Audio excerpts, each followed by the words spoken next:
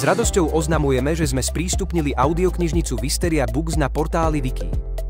Pre žiakov, učiteľov a rodičov to znamená jedinečnú príležitosť vychutnať si viac ako 50 titulov, čo predstavuje približne 300 hodín počúvania, v podaní 40 výnimočných interpretov zo všetkých kútov Slovenska. Ako nájsť Wysteria Books audioknižnicu na Wiki? Otvorte váš internetový prehliadač a zadajte adresu wiki.edu.sk. Prihláste sa prostredníctvom svojho konta RIAN. Rovnako tak môže mať prístup do knižnice aj žiak. Po prihlásení vyberte záložku Knižnica a následne v hornom menu vyberte Základná škola. V ľavom paneli vyhľadajte v ponuke možnosť Wysteria Books. Kliknite na ikonu audioknihy Wysteria. V tejto sekcii budete mať možnosť ohodnotiť materiál hviezdičkami. Po otvorení sa zobrazí zoznam audiokníh. Vyberte si konkrétny knižný titul. Kliknite na názov audioknihy a začnite počúvať jednotlivé kapitoly vybraného diela.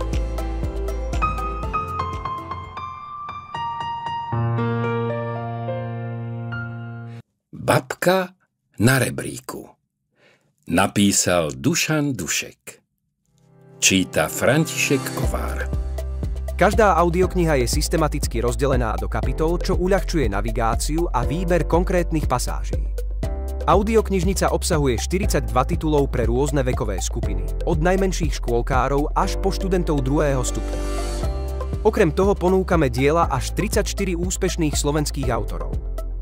Špeciálny dôraz venujeme budovaniu edície Rodinné striebro pre maturantov. V nej zatiaľ študenti i pedagógovia nájdu 4 tituly našich slovenských autorov: Jesenský, Timrava, Kukučín a Chrobák. Bonusom každej audioknihy je úvodná nahrávka režiséra, pričom každú audioknihu režírovala iná osobnosť slovenskej kultúry. Prečo si prostredníctvom portálu Wiki vypočuť audioknihy? Inklúzia. Venujeme sa aj tým, ktorí potrebujú špeciálnu pozornosť. Naša platforma Wiki poskytuje výborné vzdelávacie zážitky pre nevidiacich, deti s poruchami čítania a ďalších žiakov s individuálnym prístupom. Využitie v školách. Učitelia, môžete integrovať naše audioknihy do vašich hodín.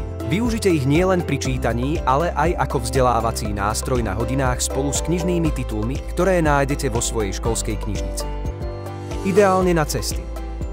S našimi audioknihami môžete pohodlne cestovať na dovolenky, počúvajúc ich v aute a obohacujúc si tak cestovné zážitky. Pripojte sa na Wiki a objavte svet audiokníh z Wysteria Books. Užite si pohodlné počúvanie.